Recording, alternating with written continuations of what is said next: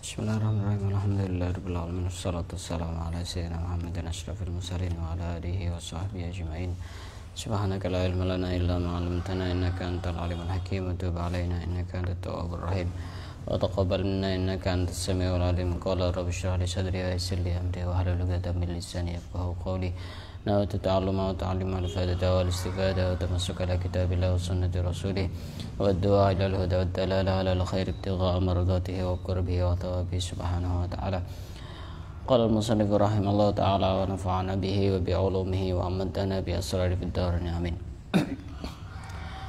Kita lanjutkan kajian kita pada kesempatan kali ini. Kita melanjutkan membaca kitab Nasaihul Ibad, nasihat untuk hamba-hamba, yang dikarang oleh Syekh Nawawi bin Umar Al-Jawi Al-Bantani Al-Indonesi. Kita masih berada di bab yang ketiga. Kita sudah sampai pada maqalah yang ke-32. Wal maqalatu tsaniyatu wassalasun. Maqalah yang ke-32.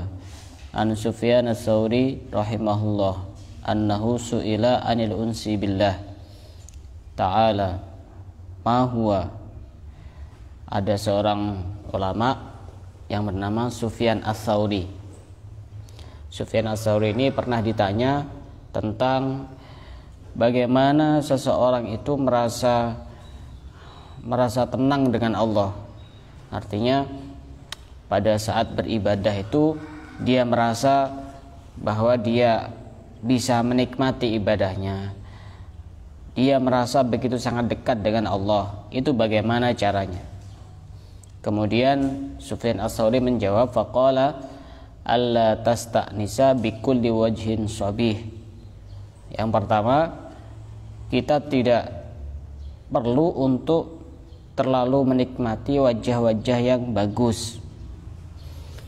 Artinya kalau kita melihat orang lain, kalau kita masih membeda-bedakan, ini wajahnya enak dipandang karena wajahnya putih, wajahnya bersih, wajahnya cantik, wajahnya tampan, yang ini tidak, itu biasanya susah untuk merasakan kedekatan dengan Allah, itu susah karena masih membeda-bedakan.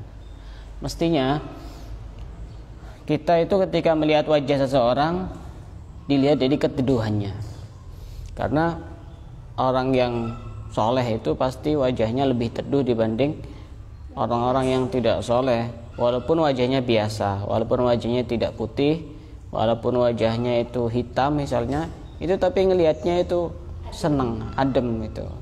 Kenapa kok ketika kita berkumpul dengan orang soleh itu lebih tenang, lebih bahagia, lebih perasaan-perasaan sumpek itu lebih bisa hilang? Ya karena orang soleh itu ya dosanya sedikit. Sama seperti anak kecil itu. Anak kecil itu kan tidak punya dosa. Makanya kenapa kita kok suka ngelihat anak kecil itu? Ya karena tidak ada dosa. Wali-wali itu juga seperti itu.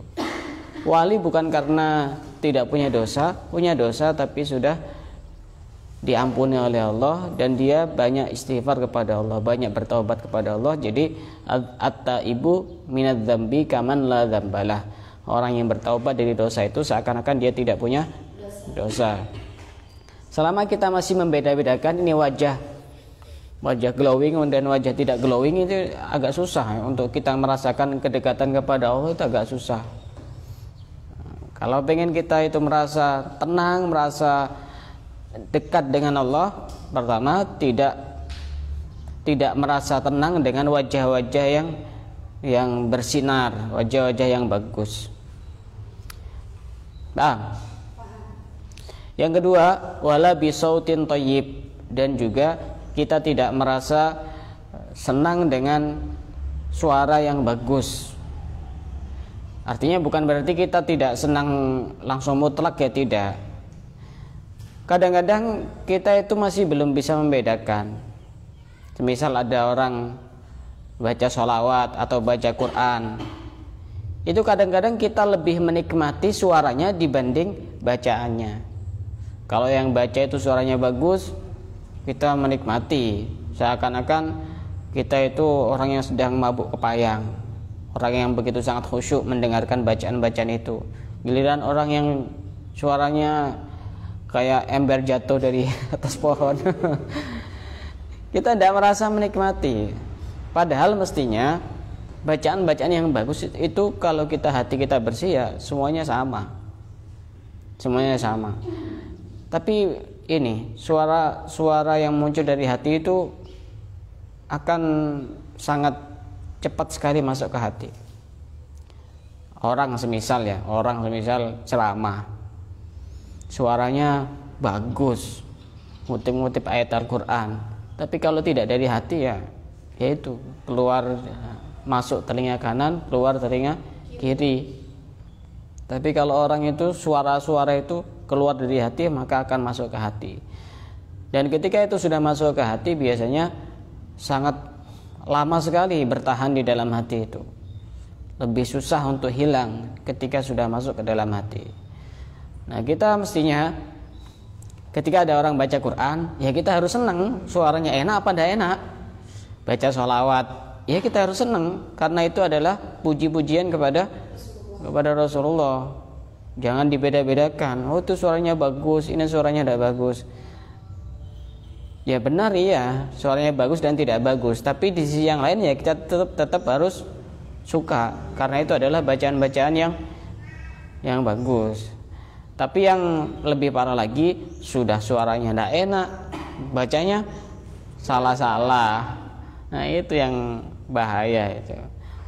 Makanya kalau menurut versi saya, vokalis sholawat itu bagusnya itu yang paham artinya. Jadi nanti ketika dia baca sholawat itu dia lebih bisa menjiwai. Oh, ini muji kepada Nabi itu seperti ini, Rasulullah akhlaknya, sifatnya seperti ini, kepribadiannya seperti ini, tindak tanduknya seperti ini, perhatiannya kepada umat seperti ini. Itu jauh lebih bagus vokalis itu. Rata-rata vokalis sholawat itu ya mengandalkan suara yang enak. Giliran baca yang sendu-sendu biasa-biasa, ambil gelang-geleng, itu artinya tidak bisa memahami. Itu akan lebih bagus lagi ketika vokalis sholawat itu dia paham tentang arti-artinya, belajar tentang sirah, belajar tentang kisah-kisah Nabi.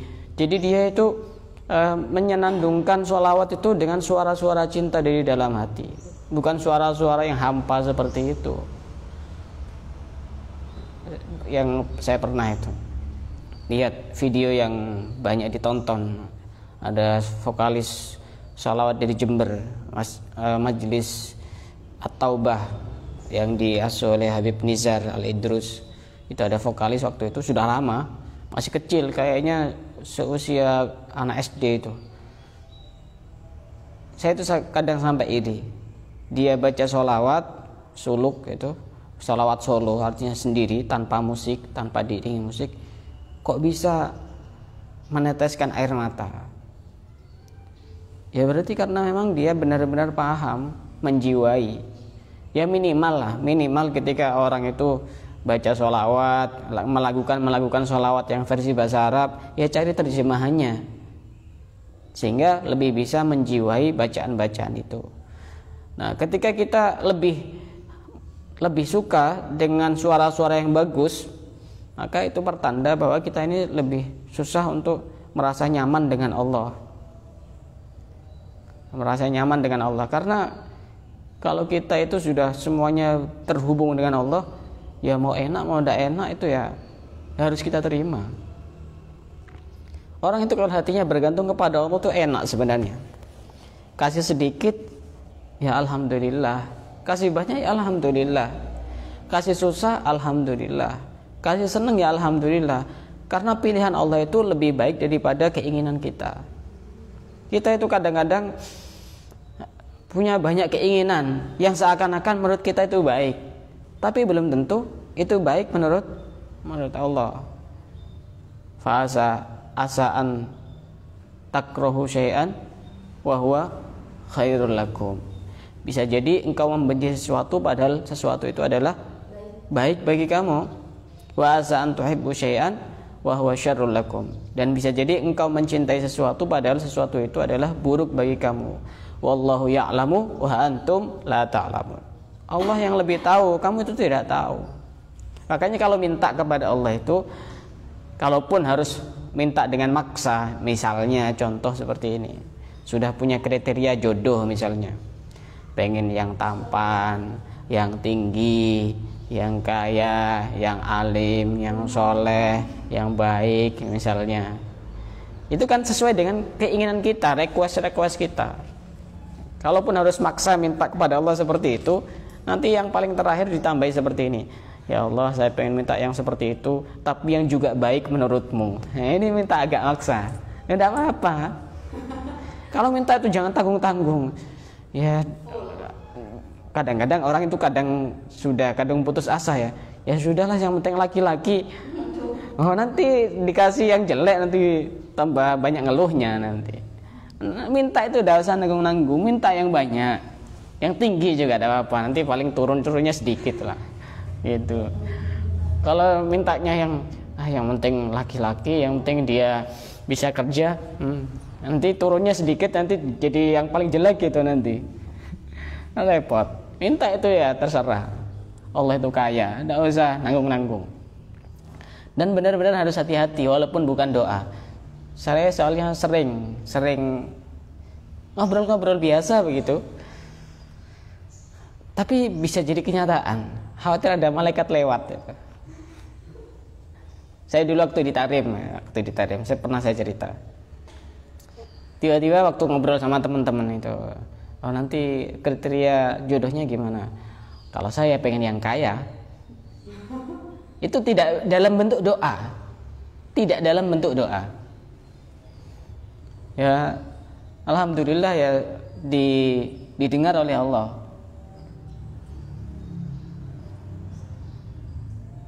Ya kaya. Waktu itu juga saya lagi ngobrol-ngobrol pulang dari Jumatan dari masjid itu, ngelihat ada teman-teman saya yang banyak hafal Quran begitu, jalan enak ya orang hafal Quran. Saya nanti pengen punya istri yang hafal Quran. Saya tidak doa seperti itu, ngobrol sama teman. Tidak doa, saya hanya ngobrol sama teman. Makanya kalau ngomong itu hati-hati. Kalau yang baik sih enak, kalau yang tidak baik itu kan repot nanti.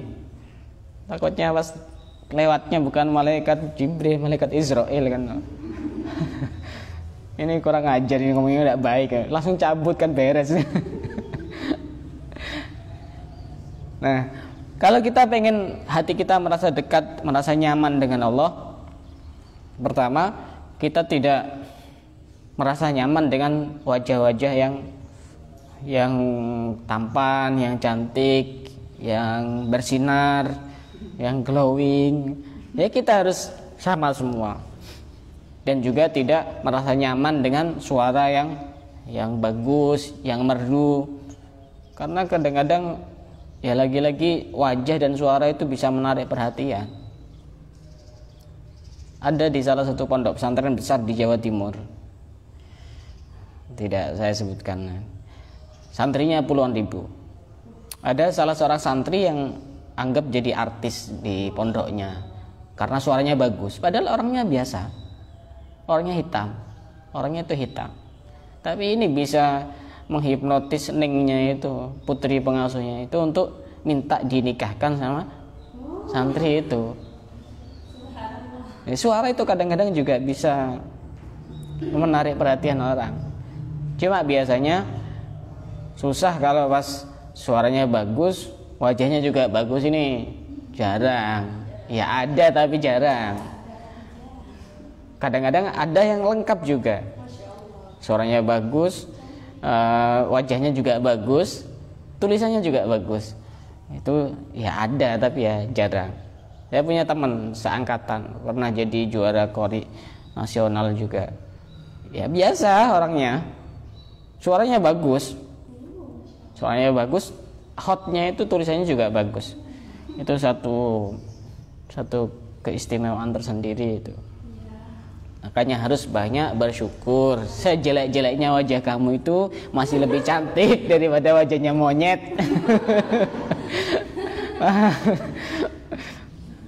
banyak ngeluh aja. Kamu pergi ke Papua, itu bukan cantik. Nggak usah banyak ngeluh. Allah itu sudah tahu takaran-takarannya kita itu kayak apa, dijadikan seperti apa, disandingkan dengan siapa, itu sudah paham betul. Sudah paham betul. Yang semisal contoh orangnya egoisan, pemarah, gampang emosi, itu kemungkinan nanti disandingkan sama orang yang sabar.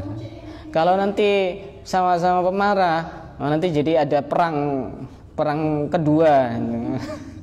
Perang dunia kedua itu nanti berulang kembali itu. Yang diam sama diam, ya nanti jadi kayak patung selamat datang. Allah itu sudah paham kita itu harus digimanakan karena Dia yang menciptakan. Ya, kalau kayak kita menciptakan, ya terserah kita mau diapakan. Allah itu lebih paham. Wala bilisanin fasih, dan juga kita tidak merasa nyaman dengan lisan yang fasih. Artinya ngomongnya itu tertata rapi, ngomongnya itu jelas. Kadang ada orang ngomong yang tidak jelas juga. Nah, ketika kita tidak merasa nyaman dengan hal-hal tersebut, tidak merasa nyaman dengan wajah yang bagus, dengan suara yang bagus, dan dengan lisan yang fasih, maka pada saat itu ada satu tanda bahwa kita akan merasa nyaman dengan Allah. Itu sudah tingkatan tinggi itu. Ya kalau tidak dibahas ya tidak jadi ngaji kalau seperti itu. Artinya kita ada tambahan ilmu. Yang penting kita gantungkan hati kita kepada Allah. Jangan menggantungkan hati kepada manusia, pasti akan banyak kecewa. Karenanya orang yang paling sering kecewa adalah orang yang menggantungkan hatinya kepada manusia. Kamu jangan menggantungkan hati kepada manusia, karena manusia bukan tembok dan kamu bukan monyet yang bisa bergelantungan. Wal maqalatu salisatu wassalasun, maqalah yang ke-33. An Ibnu Abbas radhiyallahu anhuma, dari Sayyidina Ibnu Abbas. Siapa Sayyidina Ibnu Abbas? Ibnu Abbas ini siapa? Siapanya Rasulullah? Hah? Siapanya Rasulullah? Pamannya Rasulullah, Sayyidina Abdullah bin Abbas. Kayak bin Abbas, berarti anaknya Abbas. Sudah banyak seperti itu. Nah, Abdullah bin Abbas ini juga punya fatwa akikoh itu kan kalau laki-laki berapa? 2 kambing, kalau perempuan 1 kambing. Ini mazhabnya Ibnu Abbas. Dia punya fatwa kalau tidak mampu bukan berarti tidak akikoh, tapi boleh berakikoh dengan menyembelih satu ekor ayam. Jadi yang tidak mampu ya tidak apa-apa, boleh, seperti itu boleh. Dan ini jadi pelajaran bagi saya pernah diundang ceramah untuk acara akikoh. Waktu ceramah saya menjelaskan bahwasanya kalau laki-laki itu sunnahnya menyembelih 2 kambing, kalau perempuan itu 1 kambing. Kebetulan waktu itu bayinya adalah bayi laki-laki. Nah biasanya kalau di Indonesia itu sunnahnya kalau masak akikoh itu dengan makanan yang manis-manis, berarti sate. Itu biasanya seperti itu, sate. Dan saya lupa untuk mengutip ini pendapatnya Ibnu Abbas ini. Ternyata setelah selesai saya ceramah, doa, ternyata yang keluar adalah soto ayam. bukan sate kambing.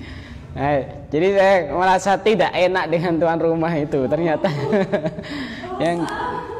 yang keluar soto ayam, banyak kuahnya, ayamnya sedikit. Boleh, ya boleh kalau diniatkan akikoh. Kalau diniatkan akikoh itu boleh, karena itu juga bagian dari pendapatnya Sayyidina Ibnu Abbas. Ibnu Abbas pernah berkata, annahu qala, Az-zuhdu salah satu ahruf. Zuhud itu memiliki 3 huruf. Sebelum kita membahas zuhud, sebagaimana ilmu itu juga memiliki 3 huruf. Dalam bahasa Arab, ilmu itu terdiri dari 3 huruf. Apa itu? Ain, lam, mim. Disebutkan oleh para ulama, ain itu illiyin. Orang yang berilmu itu nanti akan dimasukkan ke dalam surga illiyin, surga yang paling tinggi. Kemudian lam itu al-lutfu. Al-lutfu itu artinya lembut. Orang yang berilmu itu akan mempunyai sifat yang lemah lembut. Kalau ada orang berilmu tidak memiliki sifat lemah dan lembut, maka ilmunya itu yang perlu untuk dipertanyakan. Apakah cari ilmunya itu benar-benar ikhlas karena Allah, atau justru dengan niat-niat yang tidak baik. Yang mim, al-mulku, kekuasaan. Yang bisa menguasai ya orang berilmu. Masa ada pemimpin yang bodoh? Yang bisa menguasai, yang bisa memimpin ya orang berilmu. Nabi Sulaiman, orang berilmu. Nabi Sulaiman disuruh milih ilmu atau kerajaan. Nabi Sulaiman lebih milih ilmu, karena ketika sudah dapat ilmu maka akan juga mendapatkan dunia.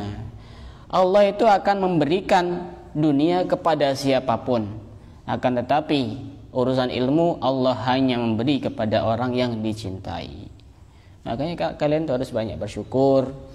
Itu satu tanda bahwa Allah mencintai orang yang sedang cari ilmu. Kalau dunia semuanya, mau ilmu, yang punya ilmu maupun yang tidak punya ilmu dikasih semua sama Allah. Bahkan yang tidak nyembah sama Allah dikasih. Tidak usah mikir urusan itu. Az-zuhdu salah satu ahruf. Zuhud itu 3 huruf. Za, zai, waha, wadal.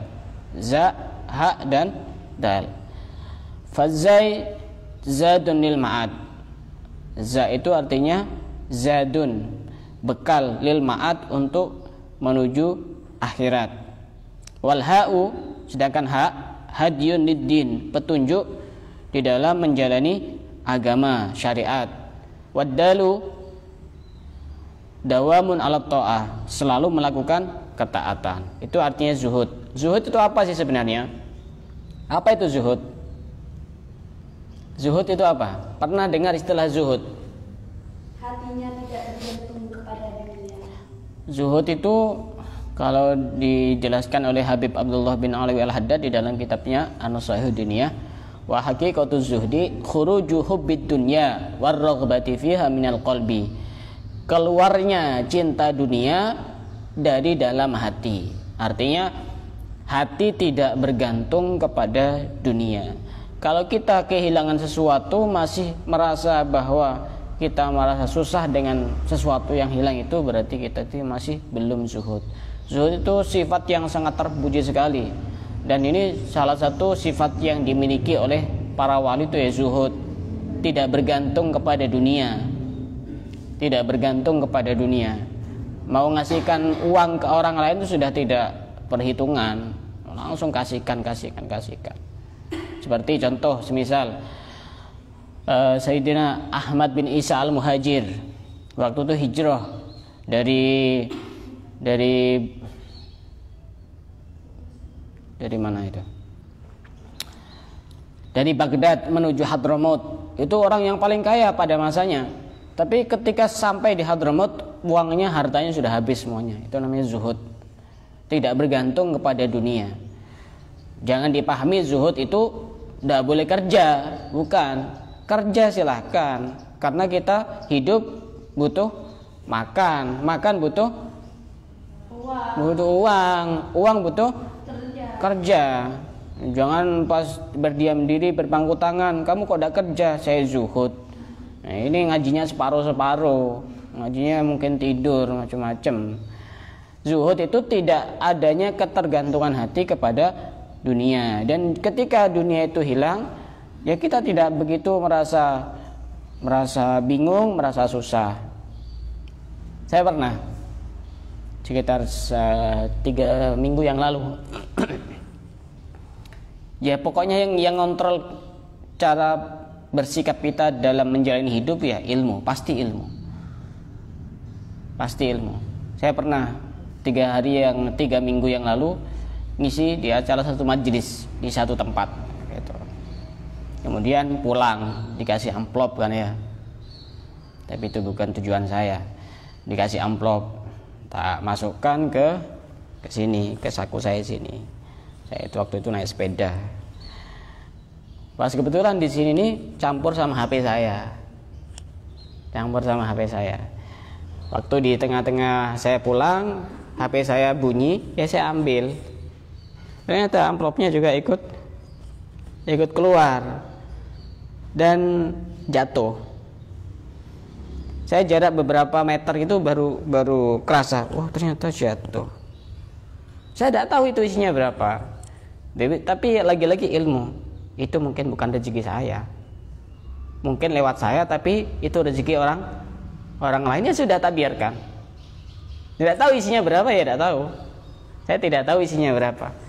Ya mungkin bukan rezeki saya. Ya tidak saya balik lagi karena itu di tengah jalan raya juga nanti membahayakan juga. Ya mungkin nanti diambil sama orang, yang penting saya niatkan ini sedekah untuk orang lain.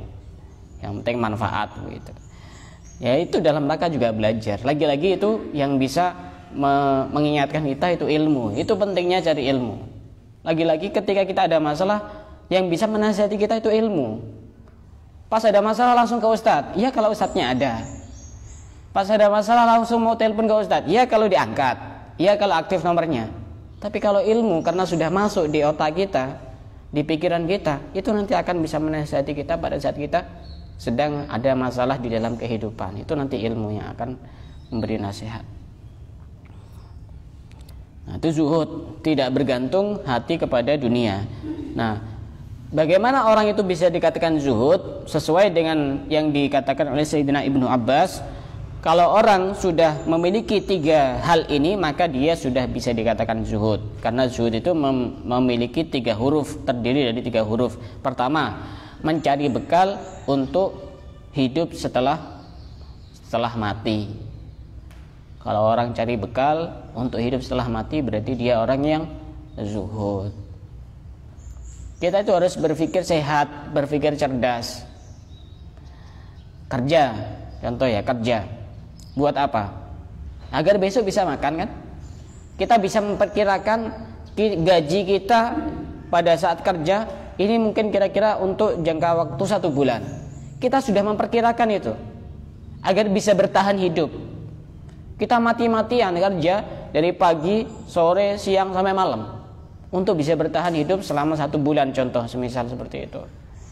Apa kita tidak pernah berpikir dan merenung setelah kita sudah mati nanti ada kehidupan yang lebih lama lagi? Bekal kita itu cukup apa enggak?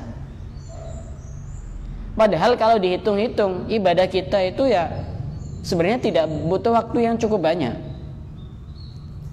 Kalau kita khawatir terhadap kehidupan kita yang hanya sebentar saja, kita mestinya jauh lebih khawatir bekal kita kurang pada saat kita sudah mati.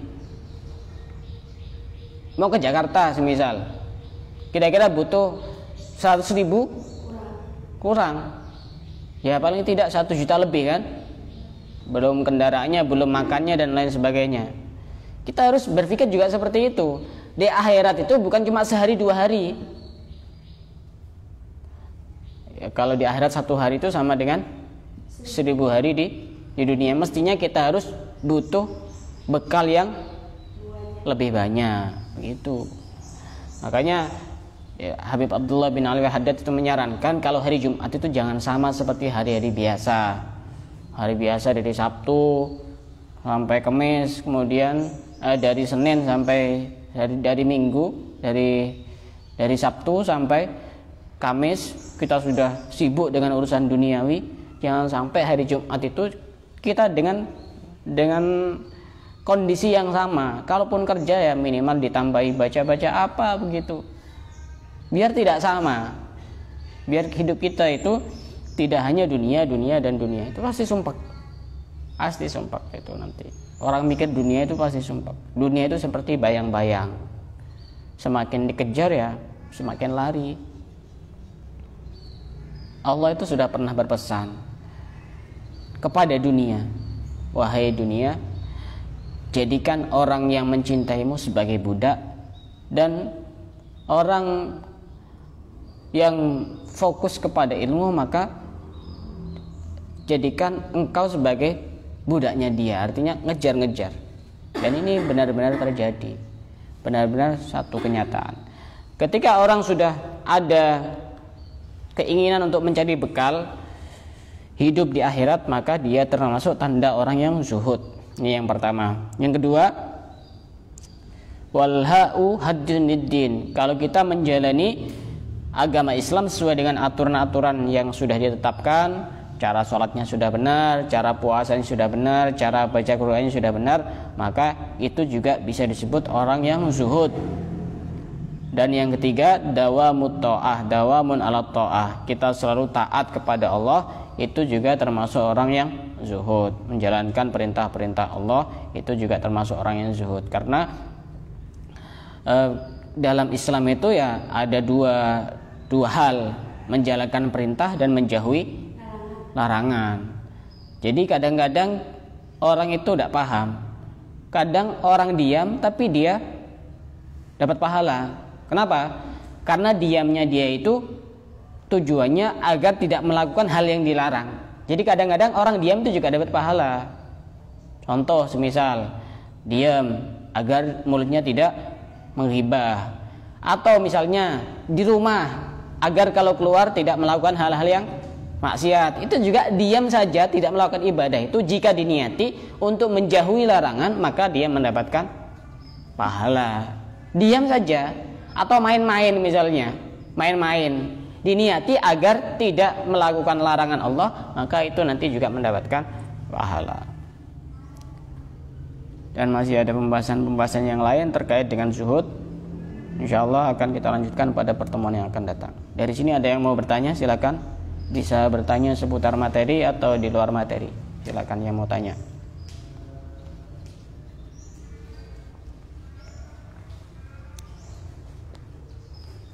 Kadang-kadang yang baru belajar Islam itu mengartikan zuhud salah kaprah. Zuhud harus kere, harus jadi gelandangan, itu zuhud. Tidak harus seperti itu. Zuhud itu urusan hati. Silakan yang mau tanya.